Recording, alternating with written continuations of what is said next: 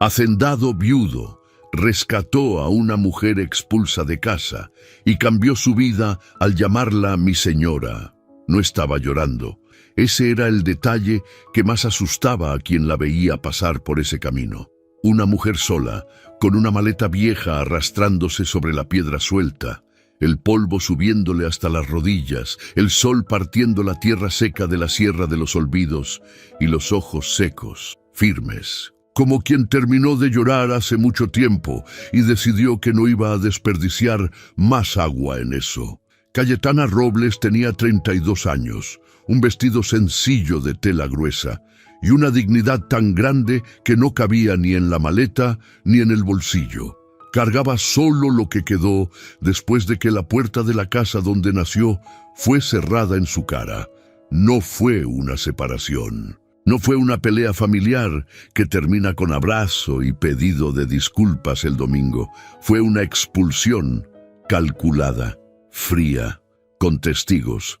3 días antes, en una sala que olía a madera vieja y a ambición reciente, su hermano, Rogelio Robles, el hijo que la familia siempre creyó que merecía más, puso una pila de documentos sobre la mesa y dijo con voz de quien está haciendo un favor: «Firma aquí, Cayetana. Es lo más simple para todos». Ella miró los papeles, leyó, releyó y entendió. No era simple, era una transferencia de las tierras que el padre había dejado para los dos, en partes iguales, según el testamento que ella misma había leído decenas de veces. Los documentos que Rogelio quería que firmara transferían todo a su nombre. La parte de ella, la parte que el padre había guardado para ella con un cariño que Rogelio nunca entendió y nunca perdonó. «No firmo», dijo ella, y fue ahí que todo se derrumbó. La madre, que estaba sentada en el rincón de la sala como si fuera solo una observadora, se levantó y dijo con una frialdad que Cayetana nunca más iba a poder olvidar: «Entonces ya no tienes lugar aquí». No hubo grito, no hubo llanto, no hubo ni una última comida juntos. En menos de 1 hora, la maleta estaba hecha, el portón estaba abierto y Cayetana Robles estaba del otro lado de la tierra donde nació, creció, aprendió a leer, enterró al padre y creyó por mucho tiempo que tenía familia. No firmó y se fue con la cabeza en alto, pero por dentro algo se había roto de una manera que ella todavía no sabía nombrar. La Sierra de los Olvidos no era un lugar que apareciera en los mapas con mucho orgullo. Era una región del interior que los políticos visitaban solo en año de elecciones, donde los caminos tenían más hoyos que asfalto, donde las haciendas estaban separadas por leguas de silencio y donde los secretos duraban más que la gente. Cayetana ya llevaba casi 4 horas caminando cuando escuchó el sonido. Cascos, lentos, pesados, viniendo desde la dirección que ella había dejado atrás. No volteó de inmediato. Había aprendido en los últimos días que voltear rápido ante sonidos desconocidos era la manera más rápida de mostrar que tenía miedo.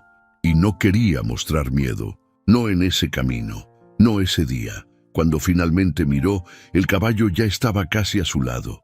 Era un animal grande, del color del tabaco oscuro, con las narinas abiertas por el esfuerzo del camino, y encima de él, con las riendas en las manos y un sombrero de cuero que protegía el rostro del sol de las 3 de la tarde, estaba un hombre que nunca había visto en su vida.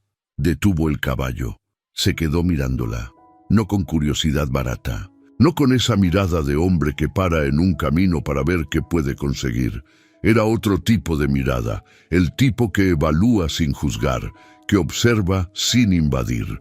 «¿Está bien, señora?», preguntó. La voz era firme, grave, con ese acento cargado del interior que suena como raíz de árbol viejo. Cayetana hizo una pausa de 2 segundos antes de responder, 2 segundos en que midió todo. La distancia hasta el próximo poblado que ni siquiera sabía dónde estaba, el agua que se había acabado en la botella hacía 1 hora, el sol que todavía tenía fuerza para quemar por unas 3 horas más, y la maleta que pesaba cada vez más en el brazo derecho. «Sí», dijo, Él no bajó del caballo, pero tampoco se fue. ¿A dónde va? Para adelante, respondió ella, sin dudar.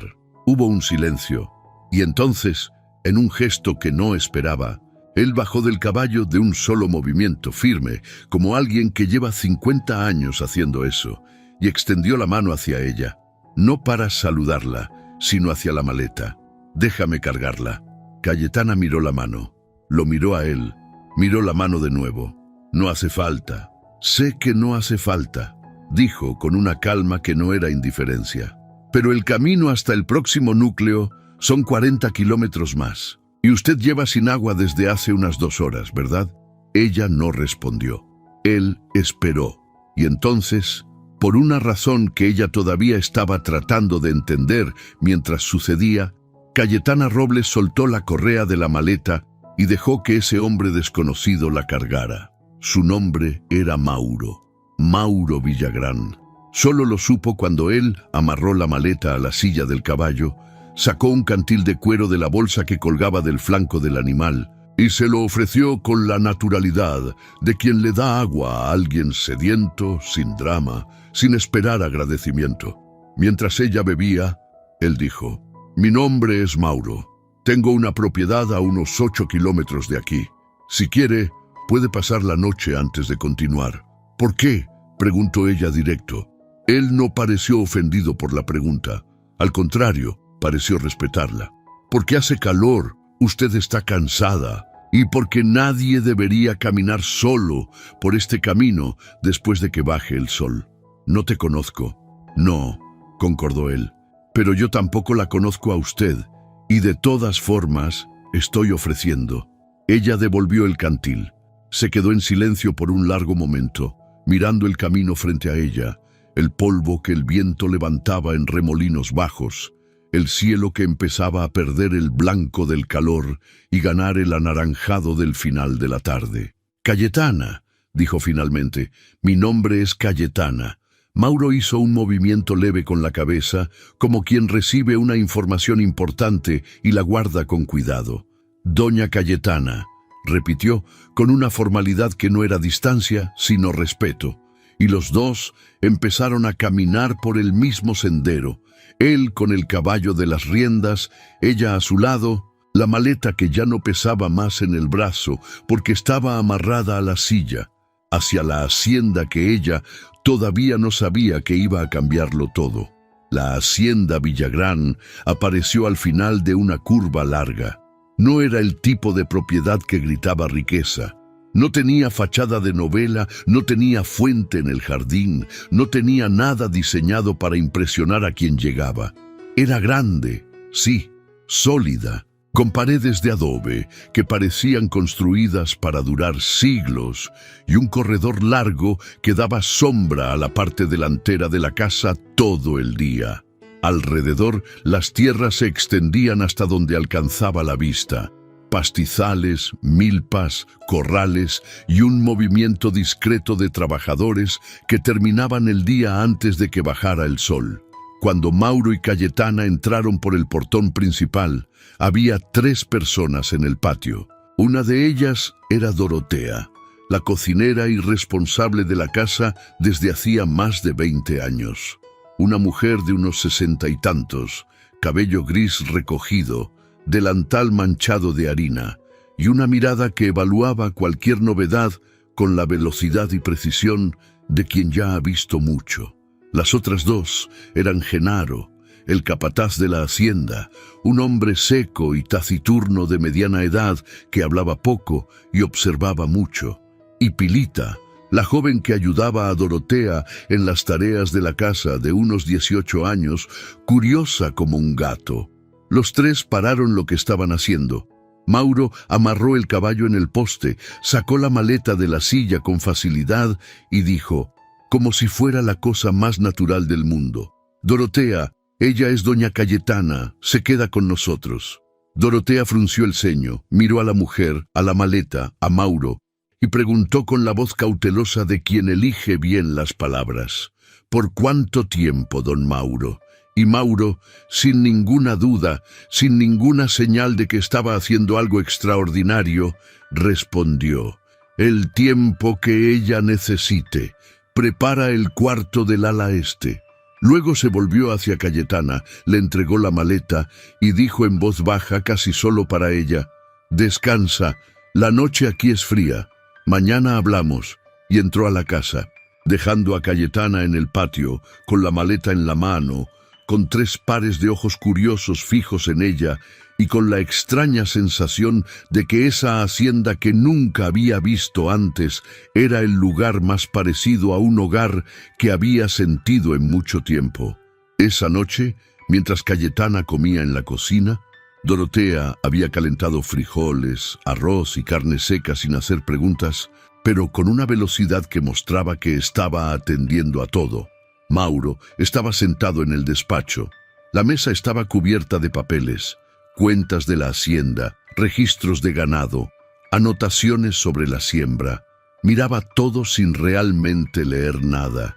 En la pared detrás de Mauro había una fotografía enmarcada, una mujer de rostro bonito y ojos claros, sonriendo a la cámara en un día de sol. La foto tendría unos 10 años, por lo menos. Era Fernanda, su esposa, muerta 6 años atrás en un accidente de tránsito en un camino que no debería haber tomado sola esa madrugada.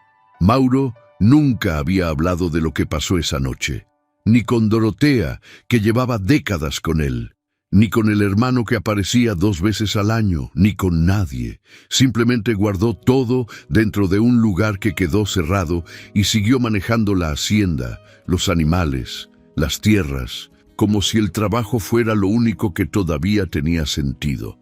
Pero esa noche, mirando los papeles sin leer, pensó en la mujer que había encontrado en el camino, en la manera en que había respondido sus preguntas, sin drama, sin súplica, sin esa fragilidad actuada que a veces la gente usa para conseguir lo que necesita, con una franqueza que era al mismo tiempo defensiva y completamente honesta. Estaba destrozada por dentro. Él reconocía eso, sabía cómo se sentía, pero no se estaba rindiendo. Y había algo en ese detalle, en ese orgullo callado de quien fue derribado pero no se quedó en el suelo, que hizo que Mauro Villagrán, por primera vez en muchos años, sintiera que había hecho lo correcto al detenerse en ese camino. A la mañana siguiente, cuando Cayetana despertó en el cuarto del ala este, sencillo, limpio, con una ventana que daba a un pequeño huerto, se quedó quieta un momento mirando el techo. Estaba pensando en qué hacer. Había salido de casa sin plan, con rabia, con dolor, con dignidad, pero sin plan. Y la dignidad no paga nada, no lleva a ningún lado, no alimenta a nadie. Lo sabía, tenía dinero, poco. Lo que había en la cuenta que era solo suya, que afortunadamente Rogelio no tenía acceso, porque la había abierto años atrás sin que nadie supiera. Dinero suficiente para unos 2 meses, si gastaba con cuidado. Y tenía formación. Había estudiado administración agropecuaria en una universidad del interior. Había manejado las cuentas de la propia hacienda familiar por años, lo que nadie en la familia agradeció ni reconoció oficialmente, porque era más fácil dejar a Cayetana haciendo el trabajo sin darle título para eso. Pero lo que no tenía era un lugar. Se estaba levantando de la cama cuando tocaron la puerta. «Doña Cayetana». La voz era de Pilita. «Don Mauro le pide que desayune con él, si gusta». Fue.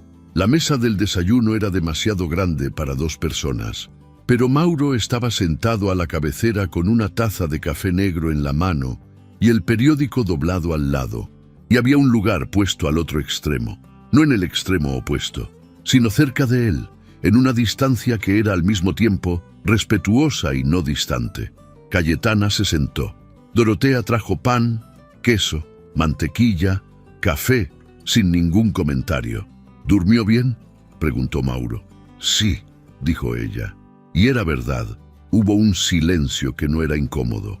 Luego Mauro dobló el periódico, puso la taza sobre la mesa y dijo: «Usted no tiene que contarme nada, pero necesita saber lo que estoy ofreciendo». Cayetana lo miró. «La hacienda necesita organización. Continuó con la voz directa de quien está haciendo un trato, no haciendo caridad. Dorotea cuida la casa, Genaro cuida el campo, pero las cuentas, los registros, los contratos con proveedores, la parte administrativa, yo la llevo como aprendí, que no es la manera correcta. Ya perdí dinero así. Necesito a alguien que entienda de eso. Cayetana guardó silencio. Vi cómo leyó la situación ayer, dijo él. Rápida, sin desperdicio. Eso no es cualquier persona. Usted no sabe nada de mí, dijo ella. Sé que cargó esa maleta por horas sin pedir ayuda hasta que alguien la ofreció, dijo él. Sé que cuando pregunté si estaba bien, la respuesta fue inmediata aunque no fuera verdad. Sé que cuando pregunté a dónde iba, dijo para adelante sin dudar, aunque no supiera la respuesta. Hizo una pausa. Eso me dice más que un currículum. Cayetana se quedó mirándolo por un momento largo. ¿Y qué quiere a cambio? Trabajo, dijo él simplemente. Honesto. Tendrá cuarto, comida, salario y respeto. Nada más, nada menos. ¿Y si decido irme? Entonces se va, dijo él sin drama. La puerta no tiene cerrojo por fuera. Cayetana miró la taza de café que tenía delante, el pan que Dorotea había dejado en la mesa, la ventana que daba al patio, donde el día ya empezaba con el movimiento lento y organizado de una hacienda en funcionamiento. Necesito un día para pensar, dijo.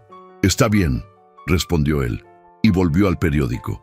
Como si la conversación más importante que había tenido esa hacienda en años fuera así de simple.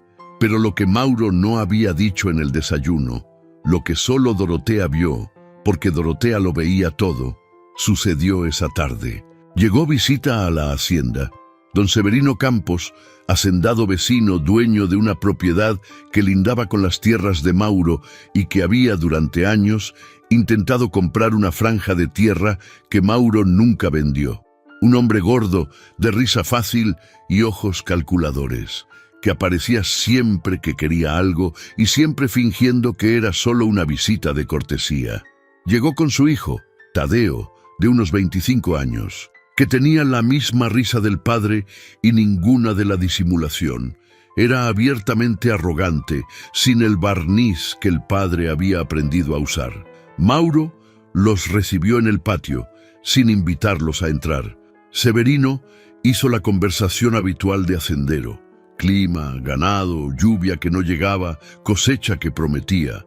Y luego, en medio de la conversación, sus ojos encontraron a Cayetana, que había salido al patio a buscar la maleta que había dejado en el corredor. ¿Quién es esa?, preguntó Severino, con el tipo de curiosidad que no es inocente.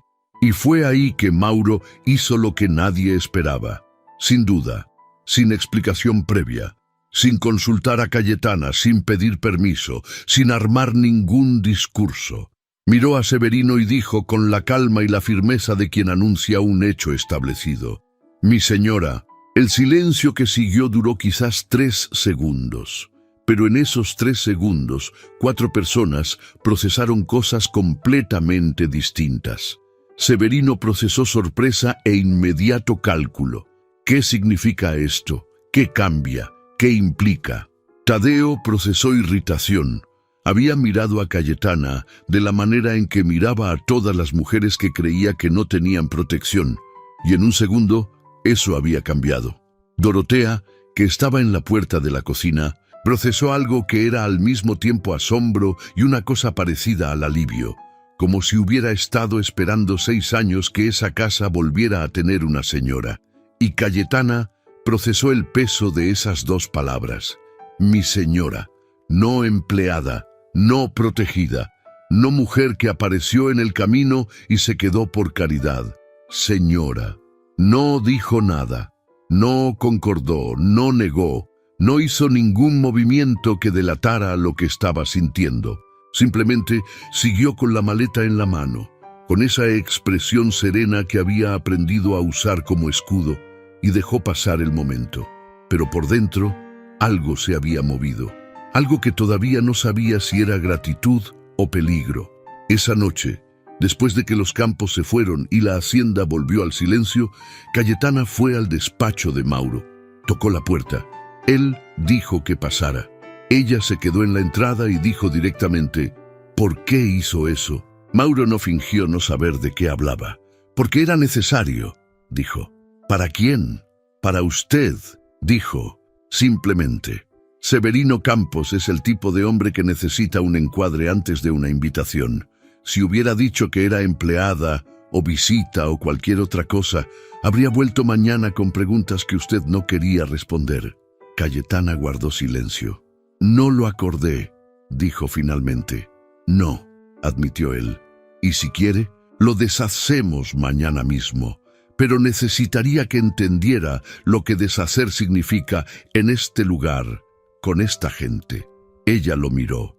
Y por primera vez, desde que había salido de casa con la maleta y el orgullo roto, Cayetana Robles sintió que estaba frente a alguien que entendía cómo funciona el mundo de verdad, no como debería ser, sino como es.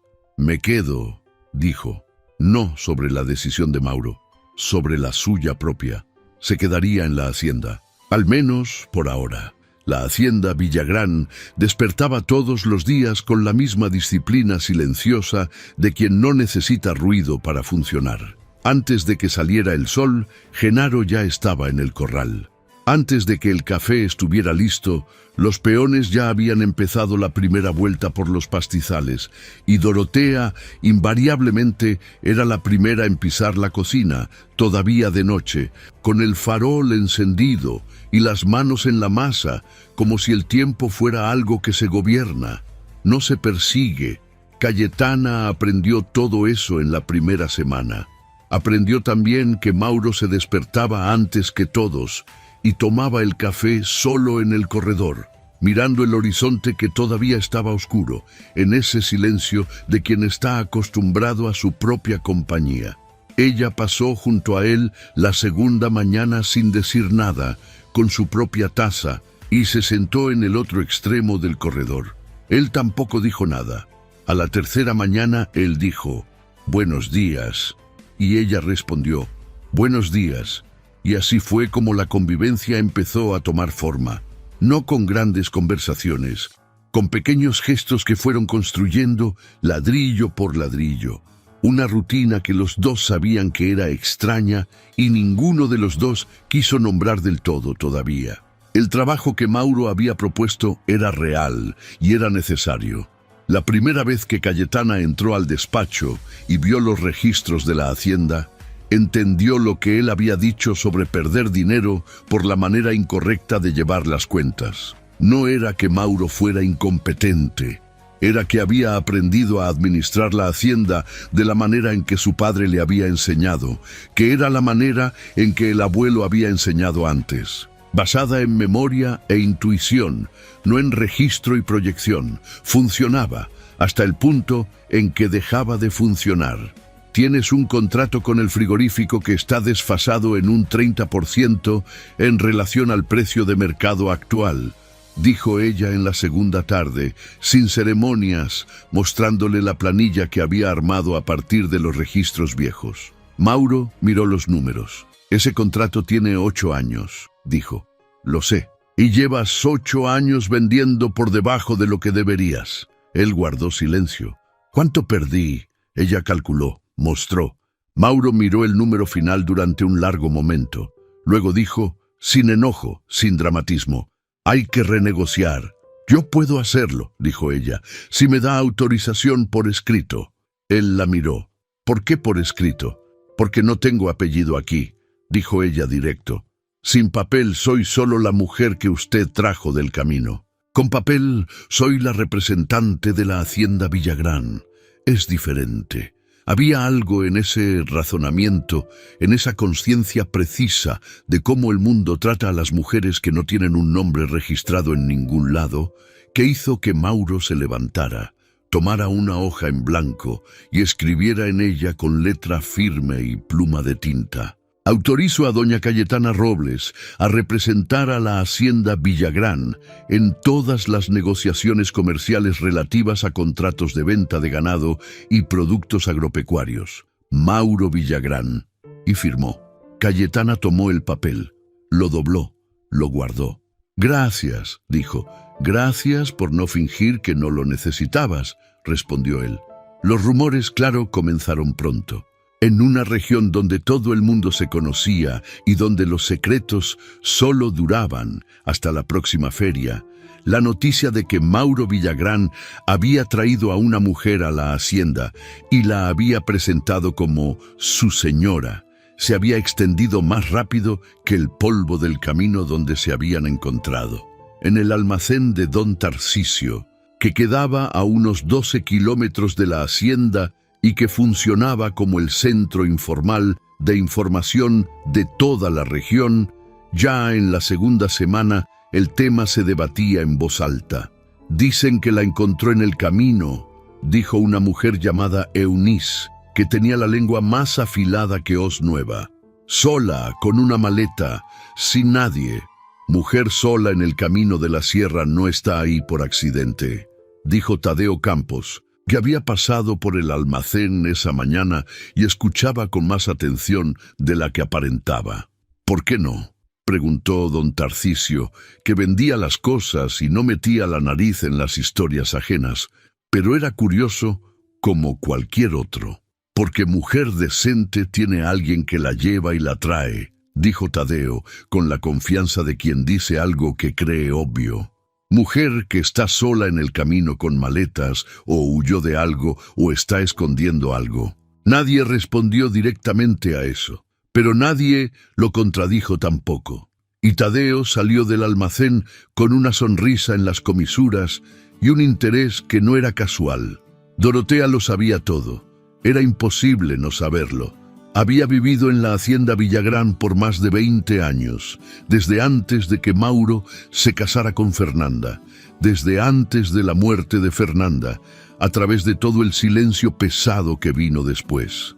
Conocía cada voz, cada olor, cada cambio de temperatura dentro de esa casa, y sabía que algo estaba diferente. No era malo, era diferente. Como cuando una siembra que estuvo seca por mucho tiempo finalmente recibe lluvia.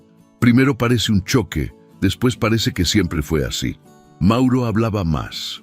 No mucho, nunca había sido de mucho, pero antes los días podían pasar enteros con él diciendo solo lo necesario para el trabajo. Ahora, a veces aparecía en la cocina a media tarde y se quedaba un momento apoyado en la puerta tomando café. Y decía algo sobre el tiempo o sobre un problema en el pastizal que había sido resuelto de una manera que había funcionado mejor de lo esperado. Era poco, pero era más. Pilita, la joven ayudante, era menos discreta en su observación. Dorotea, dijo cierta tarde mientras las dos limpiaban la sala, ¿tú crees que don Mauro le gusta a ella? Pilita, solo estoy preguntando. Las preguntas que no deben hacerse no merecen respuesta, dijo Dorotea. Pero tú también lo estás pensando. Dorotea no respondió, pero tampoco negó. Cayetana, mientras tanto, luchaba con sus propios conflictos internos. Se había instalado en la hacienda con la eficiencia de alguien acostumbrado a adaptarse. Tenía el cuarto, tenía el trabajo, tenía una rutina que tenía sentido. Pero había noches en que despertaba en medio de la oscuridad con el corazón acelerado, escuchando el silencio de la sierra y sentía el peso de todo lo que había dejado atrás. La tierra, la casa donde su padre había plantado cada árbol del patio con sus propias manos, la memoria de un hombre que había amado a sus 2 hijos por igual y que había muerto sin saber que uno de ellos usaría la herencia como arma contra el otro. Había una cosa que Cayetana no le había contado a Mauro. No era solo una cuestión familiar, era una cuestión legal. Los documentos que Rogelio quería que firmara, la transferencia de las tierras, no eran el único problema. Había algo antes de eso, algo que había descubierto semanas antes de la expulsión, al revisar los archivos viejos del despacho de la hacienda familiar para hacer un inventario que Rogelio había pedido. Había encontrado una alteración. En el testamento registrado en notaría, la firma del padre estaba ahí, reconocida, oficial, pero había una adenda. un documento adicional, fechado apenas 3 meses antes de la muerte del padre, cuando ya estaba enfermo y con la lucidez comprometida, que transfería la parte de Cayetana a un fondo cuyo beneficiario era Rogelio. El problema era que el padre no podía haber firmado eso. Lo sabía. Había estado con él en ese período, cuidándolo, y el estado en que se encontraba no le permitía tomar decisiones legales. Había informes médicos que lo comprobaban. Los había visto. El documento era falso, o al menos era contestable. Y Cayetana había guardado ese descubrimiento en el fondo de la mente sin saber qué hacer con él, cuando Rogelio la había expulsado.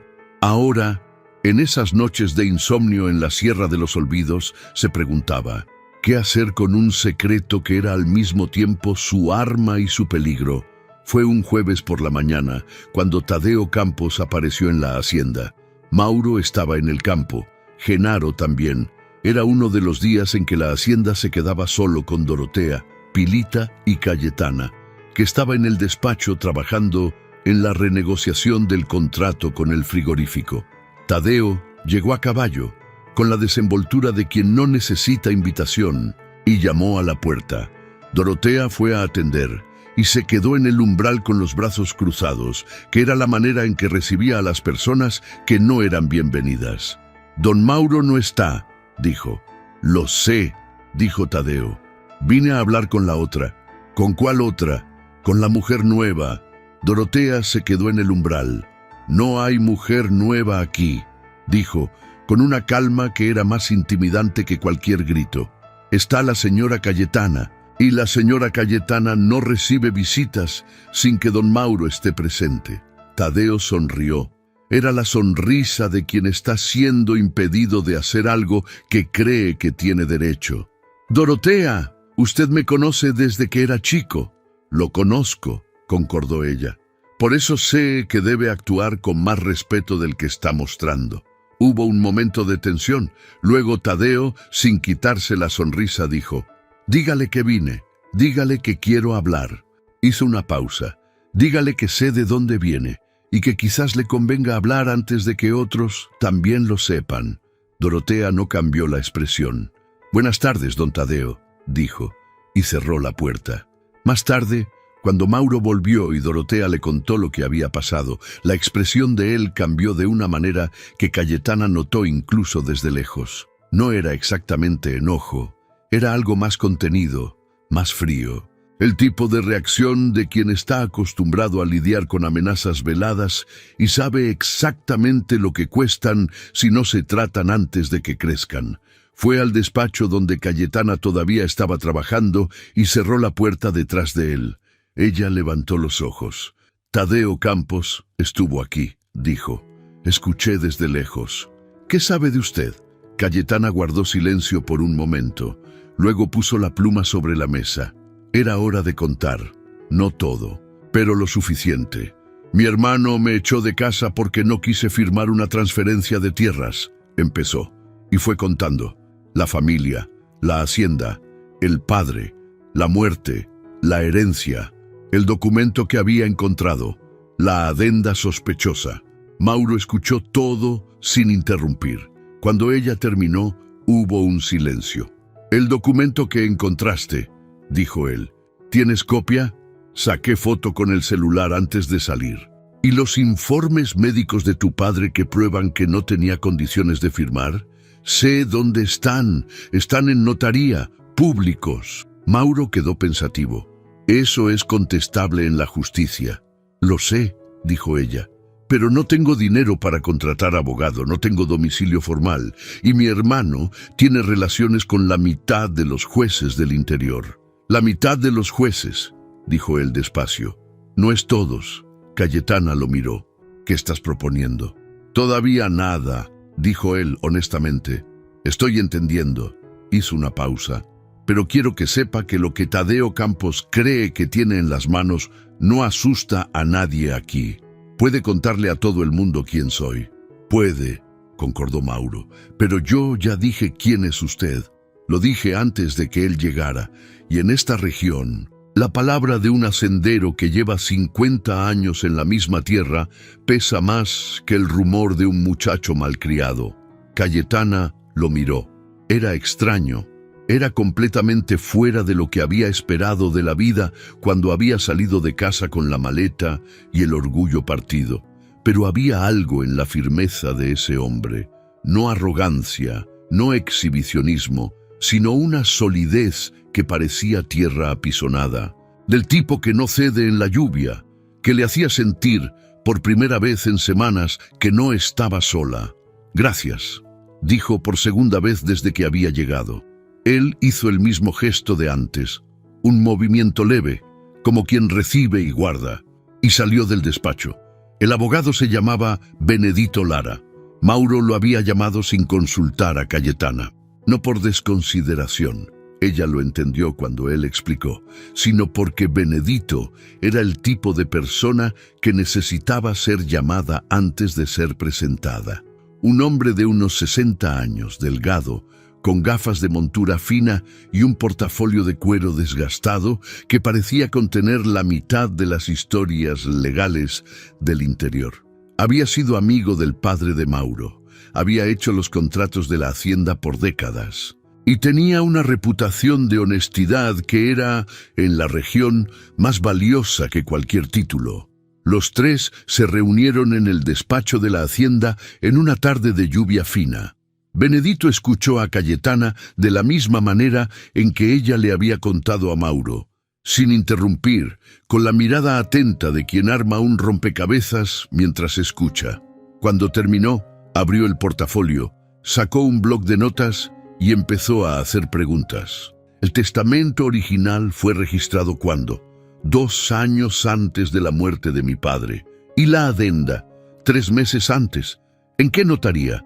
Notaría de registro de inmuebles y títulos de Cerro Branco. Benedito anotó.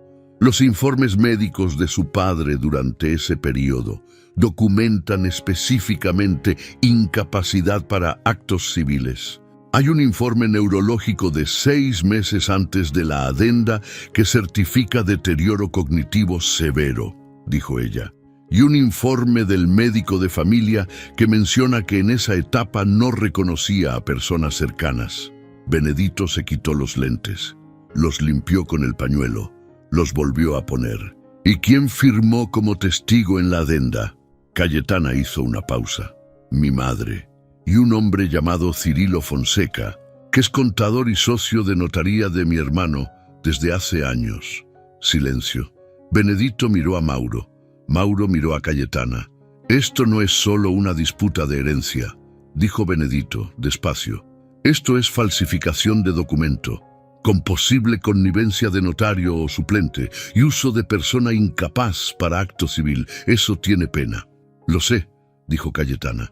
El problema, continuó Benedito, es que probar esto va a generar una guerra.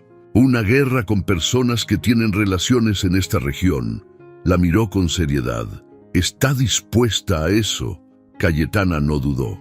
Sí, y tiene conciencia de que puede tomar tiempo, de que va a ser difícil, de que su hermano va a intentar desacreditarla, manchar su nombre, hacer parecer que usted es quien está mintiendo.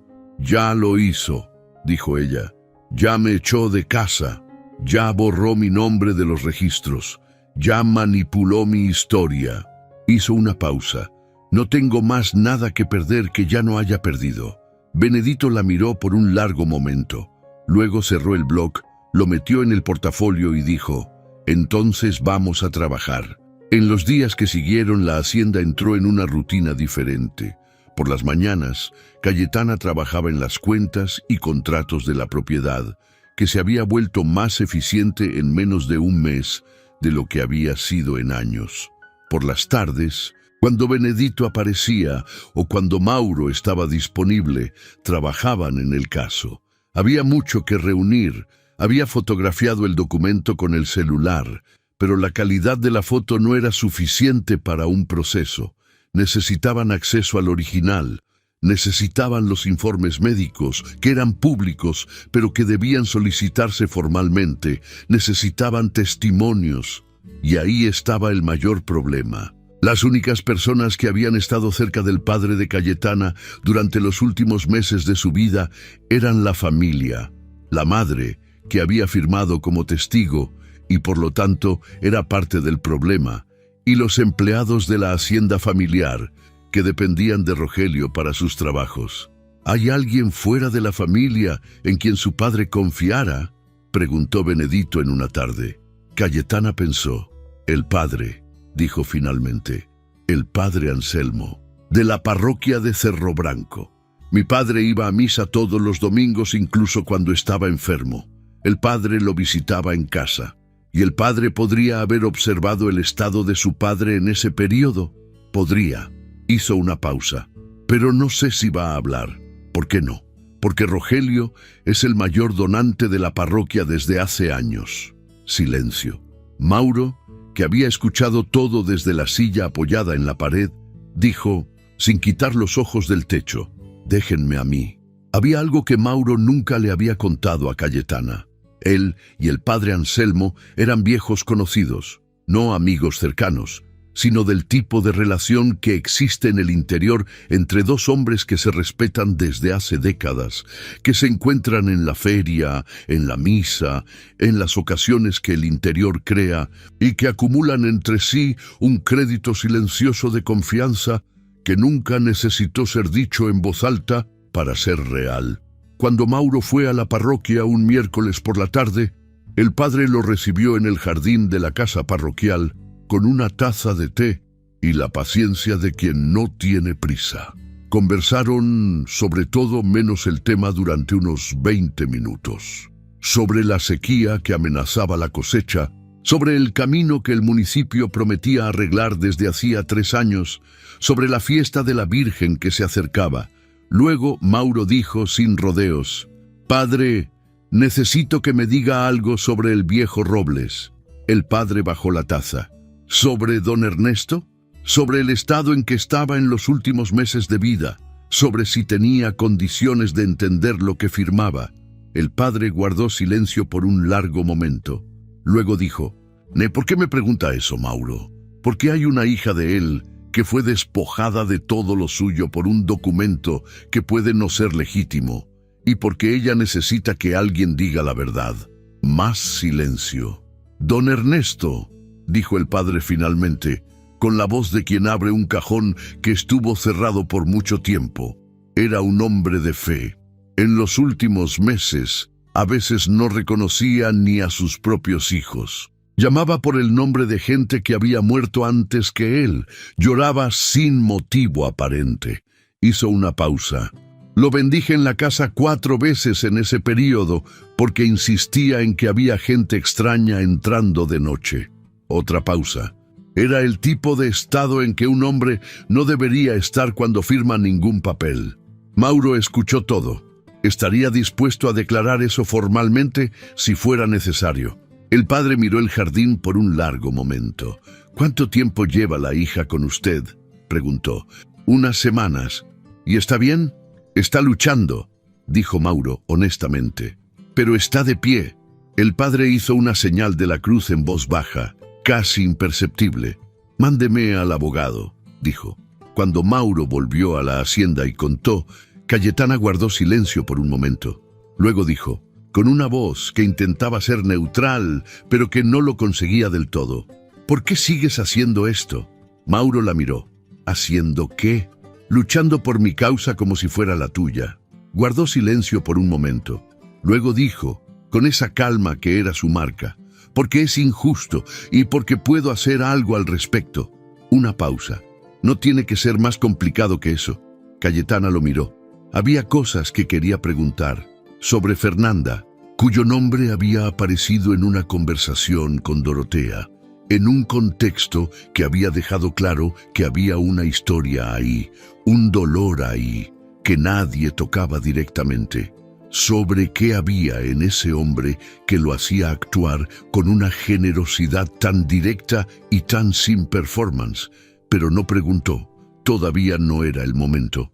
«Gracias», dijo por tercera vez, y él hizo el mismo gesto de siempre. La respuesta de Rogelio no tardó. Alguien había hablado.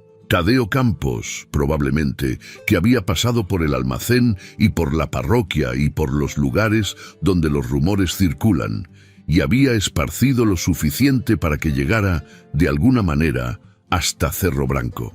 Rogelio Robles apareció una tarde con un carro que levantó mucho polvo en el camino y con una expresión que había armado para parecer razonable, pero que era, en realidad, la cara de alguien que tiene miedo. No fue recibido adentro de la casa. Mauro fue hasta el portón. Genaro se quedó cerca, sin que nadie necesitara pedirlo. «Mauro Villagrán», dijo Rogelio, con la voz de quien intenta familiaridad donde no la hay. «Me dijeron que mi hermana está aquí». «¿Su hermana?», dijo Mauro con la voz de quien corrige un error. «Está trabajando aquí». «Sí, es una mujer perturbada», dijo Rogelio. «Tiene manía persecutoria. Inventó una historia sobre el testamento de nuestro padre porque no pudo aceptar las decisiones que la familia tomó». «¿Qué familia tomó?», dijo Mauro. «¿O las que usted tomó?». Rogelio no le gustó la pregunta. «Mira», cambió el tono intentando algo más conciliador. «Vine a hablar. Esto puede resolverse entre las partes, sin abogado, sin notaría, sin escándalo. Mi hermana está enojada, lo entiendo, pero puede volver a casa. Arreglamos la situación y ella no necesita volver a ningún lado», dijo Mauro, con una calma que era más definitiva que cualquier grito. «Tiene un lugar aquí». Rogelio lo miró, evaluó, intentó otro ángulo. «Sabes que no tiene nada, ¿verdad? Que llegó aquí con una maleta vieja y sin un centavo». «Sé», dijo Mauro. «Sé también que eso fue provocado, y sé por qué». Rogelio cambió la expresión. La capa conciliatoria desapareció. «Te vas a arrepentir de meterte en esto, Villagrán». «Tal vez», dijo Mauro, «pero no hoy». E hizo un gesto a Genaro, que abrió el portón por dentro, no para entrada, sino para dejar claro que la conversación había terminado. Rogelio se quedó mirando por un momento. Luego entró al carro y se fue con la misma velocidad con que había llegado, dejando más polvo en el camino. Cayetana había visto todo desde la ventana del despacho. Cuando Mauro entró de vuelta, ella estaba de pie en el pasillo esperando. «¿Qué dijo?», preguntó. Mauro contó sin omitir. Ella escuchó. Cuando terminó, dijo: «Va a escalar esto. Va a...», concordó. «Tiene dinero para contratar gente que va a investigar cada cosa que hice en la vida para intentar desacreditarme, probablemente. Y va a intentar usarte a ti como palanca. Va a esparcir cosas sobre los dos, sobre lo que cree que está pasando aquí». Mauro guardó silencio por un momento. «¿Y qué está pasando aquí?», preguntó con una voz que no era irónica ni provocadora. Era genuina. Cayetana lo miró. Era una pregunta que ella también se había hecho. En esas noches de insomnio en la sierra, ¿qué estaba pasando ahí? ¿Qué era esa cosa que había empezado como un extraño acercándose en el camino y que se había transformado en una complicidad que no había planeado y no sabía nombrar? «Todavía no sé», dijo honestamente. «Está bien», dijo él. Y por primera vez desde que se habían conocido, había en el rostro de Mauro Villagrán algo que era casi una sonrisa. No completa, no abierta, pero presente. Como un sol que todavía está detrás de la montaña, pero ya ilumina el cielo. «Cuando sepas», me dices. Benedito Lara volvió con noticias 3 semanas después.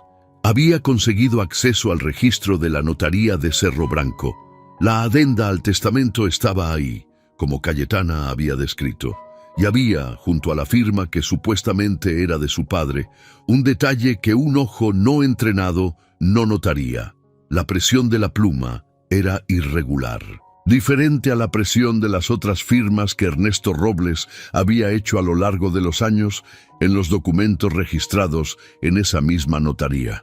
«No es prueba definitiva por sí sola», dijo Benedito en la tarde en que se reunieron los 3 en el despacho, «pero es suficiente para solicitar una pericia grafológica».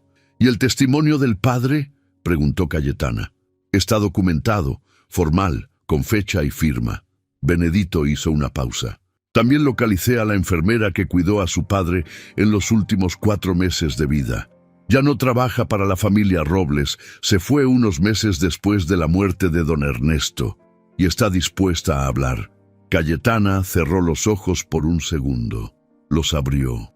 ¿Qué sabe? Acompañó la visita de un abogado a la casa de los Robles unos 3 meses antes de la muerte de su padre. Una visita que no estaba en la agenda. Que ocurrió en una tarde en que la señora Robles, su madre, le había pedido que saliera a hacer una compra. Silencio pesado. ¿Salió?, preguntó Mauro. Salió hasta la farmacia. Volvió antes de lo esperado. Vio al abogado saliendo y a don Ernesto en la silla de ruedas, llorando sin poder articular palabras. Benedito se detuvo. Le preguntó a la señora Robles qué había pasado y la despacharon con una justificación vaga sobre una crisis emocional del paciente. Y no habló en ese momento, dijo Cayetana. No era acusación, era comprensión. No, necesitaba el trabajo. ¿Y ahora?, preguntó Mauro. Ahora, dijo Benedito, tiene una hija de 6 años, un marido que perdió el empleo el año pasado y una conciencia que no la deja dormir bien desde hace un tiempo. Cayetana se quedó mirando la mesa. ¿Hay suficiente para iniciar proceso?, preguntó. Tenemos suficiente para iniciar, dijo Benedito con cuidado. Pero quiero ser honesto, el proceso va a durar. Puede ser 1 año, pueden ser 2, y va a ser público. El nombre de todos va a aparecer. Incluyendo el mío, dijo Cayetana, incluyendo el suyo, y el de Mauro probablemente, dado que está como eligió la palabra con cuidado, protector formal en este periodo. Mauro no cambió la expresión. Puede poner mi nombre donde sea necesario, dijo. Benedito lo miró por un momento. ¿Entiende lo que eso implica? Que Rogelio Robles va a venir con todo. Va a intentar manchar su reputación, cuestionar sus motivos, inventar historias sobre los dos. Benedito, dijo Mauro, con la paciencia de alguien que está cerrando un tema. Tengo 51 años. Vivo en esta tierra desde hace más de 3 décadas. Mi reputación no es un vaso de vidrio. Hizo una pausa. Continúe. El proceso fue protocolado un jueves por la mañana. Y el viernes, Rogelio Robles ya lo sabía. Lo que siguió en las 2 semanas siguientes fue exactamente lo que Cayetana había previsto. Una guerra silenciosa que se daba en los lugares donde las guerras silenciosas suceden en el interior. En los almacenes, en los portones de hacienda, en las misas, en las conversaciones de banqueta que se detienen cuando alguien pasa y continúan cuando se aleja. Historias sobre Cayetana fueron esparcidas, que estaba desequilibrada, que la habían echado porque había intentado robar a la familia, que estaba usando a Mauro Villagrán, que todos sabían que se había quedado solo y vulnerable después de la muerte de la esposa. Tadeo Campos fue particularmente activo en ese frente, con la energía de quien tiene un objetivo propio disfrazado de interés ajeno. Y la madre de Cayetana, la señora Dolores Robles, apareció una tarde en la parroquia del padre Anselmo, llorando, diciendo que la hija había enloquecido y estaba destruyendo a la familia. El padre la escuchó con paciencia. Y luego dijo, con la gentileza de quien conoce la diferencia entre dolor real y performance: Señora Dolores, la escuché y voy a orar por usted, pero también voy a decir lo que sé, cuando y donde sea necesario, no por maldad, sino por lo que es correcto. Dolores salió de la parroquia sin responder. Dentro de la hacienda, la tensión tenía un sabor diferente. Genaro, que había permanecido callado desde el principio de todo, buscó a Mauro una mañana de trabajo en el campo y dijo, del modo directo que era el único modo de él: «Están hablando mucho, patrón». «Lo sé», dijo Mauro. «Dicen que la señora no es quien parece». «¿Y usted?», preguntó Mauro, deteniéndose y mirando al capataz. Genaro estuvo en silencio un momento. «La vi trabajar», dijo finalmente. «La vi renegociar el contrato del frigorífico y conseguir 22% más de lo que recibíamos. La vi organizar los registros de ganado que nunca conseguimos organizar bien. La vi tratar a cada persona en esta hacienda con respeto. Otra pausa. No sé de dónde vino ni qué dejó atrás, pero sé que desde que llegó, todo lo hace bien. Mauro miró al capataz. «Gracias, Genaro», dijo. «No hace falta gracias», respondió Genaro. «Solo estoy diciendo lo que vi». El momento más difícil llegó una noche de semana. Cayetana se había quedado en el despacho más tarde que lo habitual, revisando documentos para Benedito, cuando Mauro apareció en la puerta con 2 tazas de café. Ella aceptó una. Se quedaron en silencio por un rato, y luego dijo, sin mirar directamente a él, «¿Perdiste algo por mi culpa?» Mauro guardó silencio. «Un contrato con Severino Campos», dijo, «para pastoreo temporal. Lo canceló la semana pasada. ¿Cuánto vale?» «No es el valor lo que importa». «Mauro, Cayetana», ella lo miró, «necesito saber el precio de lo que te está costando», dijo, «no para irme, sino para entender qué estoy debiendo». Mauro puso la taza sobre la mesa, y por primera vez desde que se habían conocido, dijo algo que no era sobre trabajo, no era sobre el caso, no era sobre el día a día de la hacienda. «Cuando mi esposa murió», dijo, despacio, «pasé mucho tiempo creyendo que había hecho todo mal, que había dejado de decir cosas que debería haber dicho, que había trabajado cuando debería haber parado». Hizo una pausa, y después de un tiempo, dejé de intentar arreglar el pasado y empecé simplemente a continuar, seguir con la hacienda, hacer lo que había que hacer, sin esperar nada a cambio. Cayetana lo escuchaba. «¿Qué me estás diciendo?», preguntó en voz baja. «Que no estoy contabilizando pérdidas», dijo él, «porque no estoy haciendo esto por cálculo, lo estoy haciendo porque es lo que debe hacerse». Una pausa. «Y tal vez», dijo, con esa voz que cambiaba levemente cuando estaba por decir algo que le costaba más, «porque me hiciste recordar que todavía hay cosas que valen la pena». El silencio después de eso duró más que cualquier silencio anterior. Y entonces Cayetana dijo, con una voz más honesta de lo que había sido con nadie en mucho tiempo, «Yo también estoy recordando. La pericia grafológica volvió en 3 semanas. El resultado era lo que Benedito había sospechado. La firma en la adenda era inconsistente con las demás firmas del fallecido Ernesto Robles en documentos del mismo periodo. No era una conclusión de fraude directa, eso requeriría más análisis, pero era suficiente para solicitar al juez una investigación formal.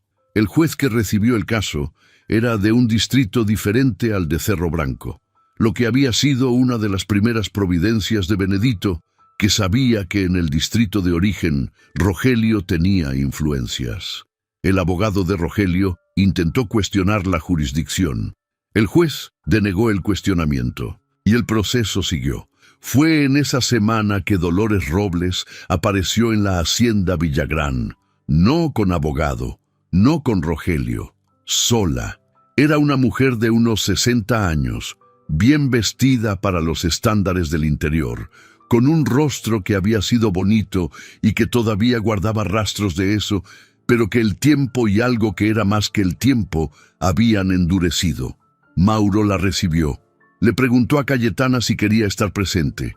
Cayetana dijo que sí. Los 3 se quedaron en la sala principal. Dorotea dejó agua y se fue sin que nadie necesitara pedirlo. Dolores miró a su hija por un largo momento. Luego dijo, «Estás destruyendo a nuestra familia.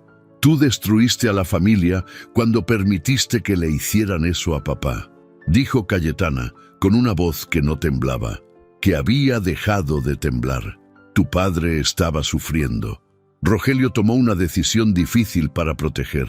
«Mamá», dijo Cayetana, y había algo en la manera en que dijo esa palabra simple, sin enojo pero definitiva, que hizo que Dolores se detuviera. «Te amé toda mi vida. Te defendí cuando lo necesitaste. Fui leal a esta familia, aunque esta familia no fue leal a mí». Hizo una pausa. «Pero vi el documento. Sé cuándo fue hecho. Sé que tú estuviste ahí». Dolores no dijo nada. No quiero que vayas presa, continuó Cayetana. No quiero destruir a nadie. Quiero lo que es mío, lo que papá quería que fuera mío. Una pausa. Si Rogelio devuelve mi parte, paro todo. Dolores se quedó mirando a su hija. Había algo en su rostro que era difícil de leer. No era solo orgullo, no era solo miedo.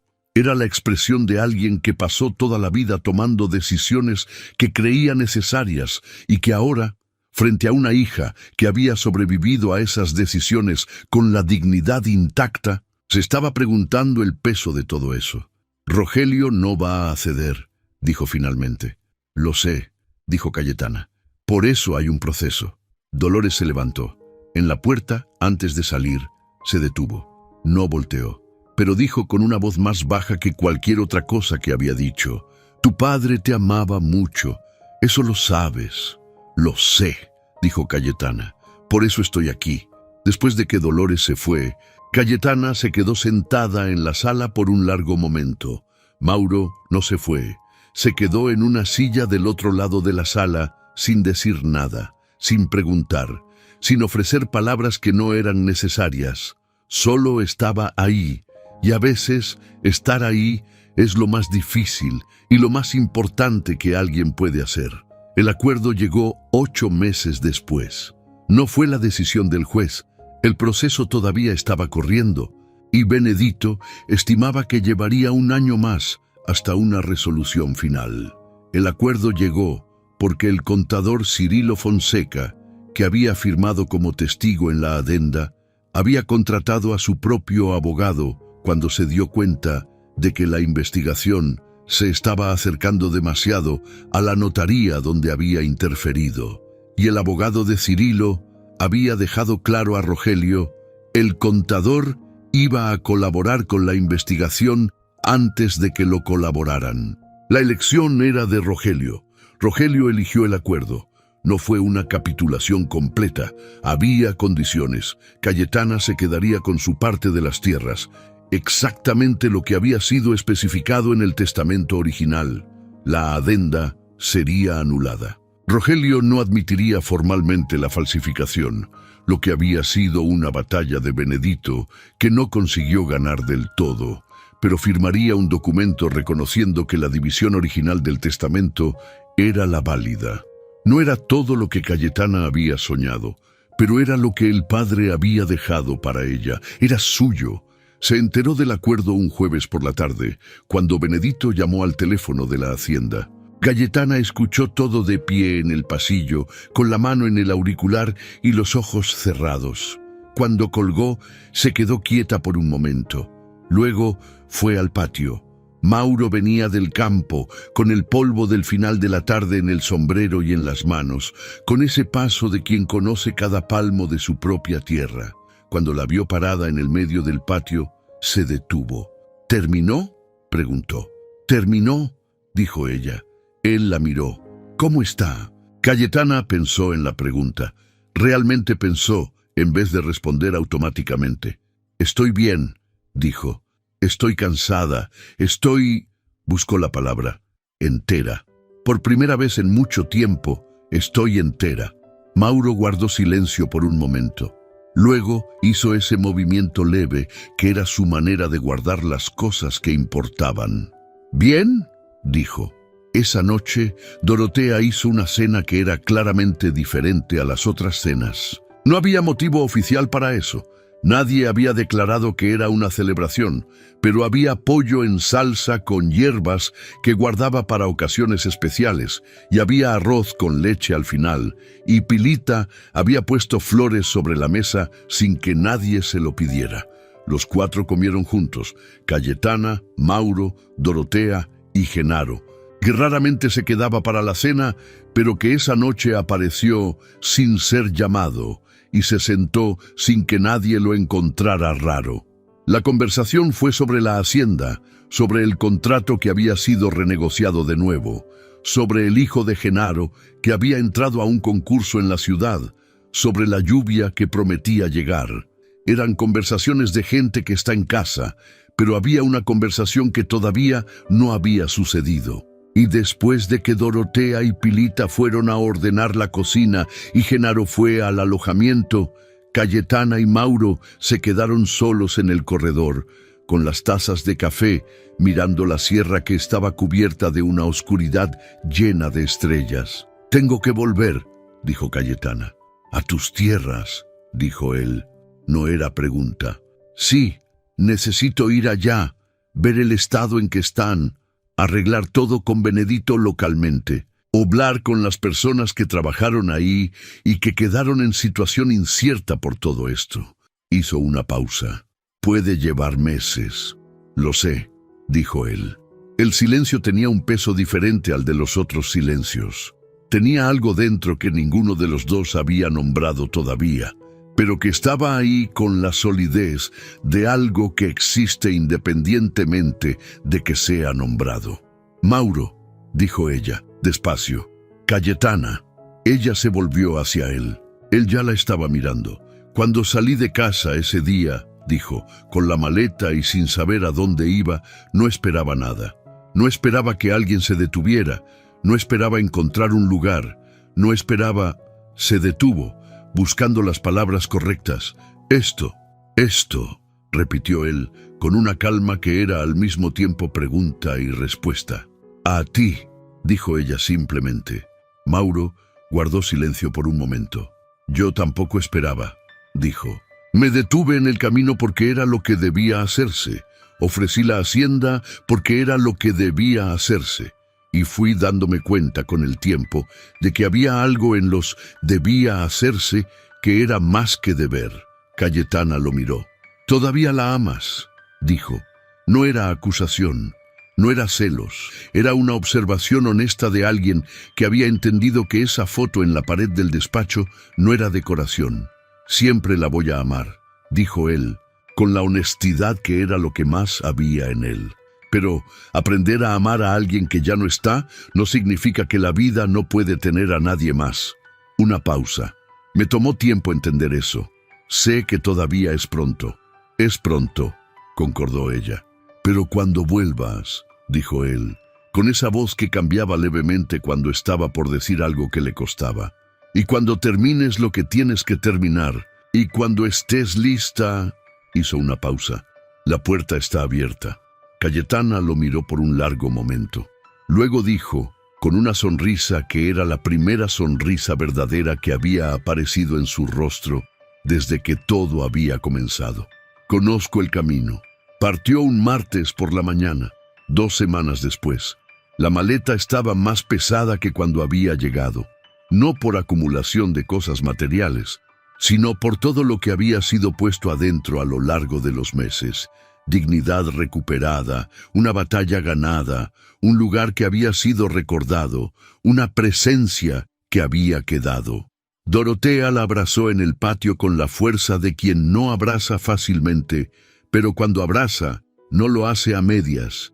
Pilita se quedó con los ojos llorosos y dijo, «Va a volver, ¿verdad?». «Voy a volver», dijo Cayetana, con una certeza que no era actuada. Genaro hizo un movimiento con la cabeza que era, viniendo de él, el equivalente a un discurso entero. Y Mauro se quedó de pie cerca del portón. No se abrazaron, no era el momento para eso todavía. Pero cuando ella pasó junto a él, dijo en voz baja, «Cuídese, doña Cayetana». Ella se detuvo, lo miró. «Mauro», dijo. «Cayetana. La próxima vez que me llames, puede ser solo Cayetana». Él la miró, y entonces apareció esa sonrisa que era casi completa, que había estado guardada por mucho tiempo, que la Sierra de los Olvidos finalmente vio en el rostro de Mauro Villagrán. «Buen viaje, Cayetana», dijo.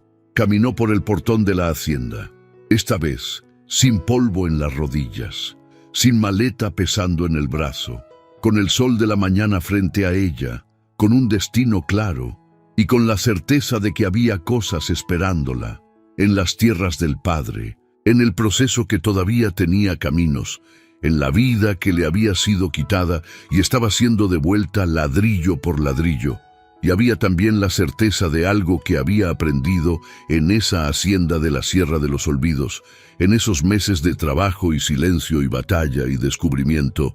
A veces un hombre no cambia tu vida al salvarte, la cambia al devolverte lo que el mundo intentó arrebatarte, el valor que siempre tuviste, el nombre que siempre fue tuyo, el lugar que nunca debió haberte sido quitado. Cayetana Robles volvía a lo que era suyo. Y sabía, con esa claridad que solo llega después de mucha tormenta, que había también algo que había encontrado en el camino, que no estaba en los documentos, no estaba en el testamento, no estaba en ninguna notaría, y ese algo tenía un nombre: Mauro.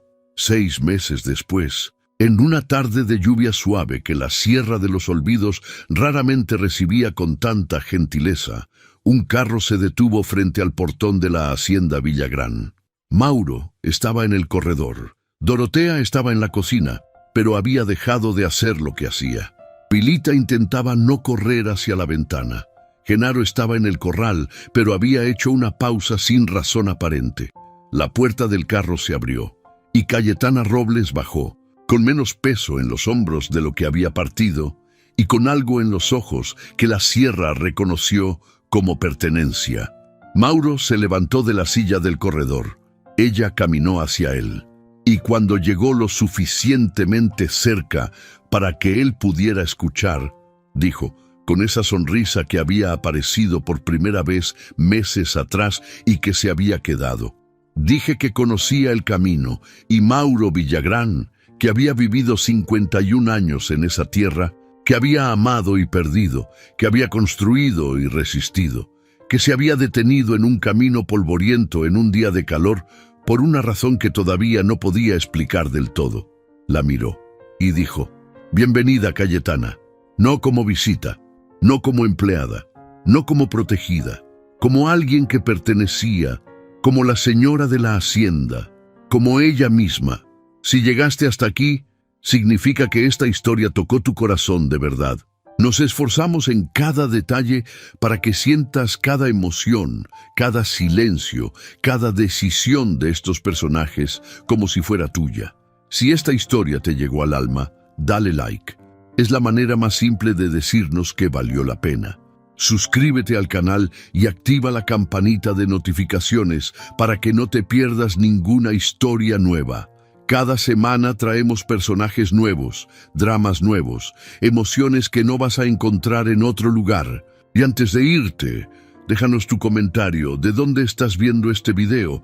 Nos encanta saber de cada rincón del mundo donde nuestras historias llegan. Gracias por quedarte hasta el final. Nos vemos en la próxima historia.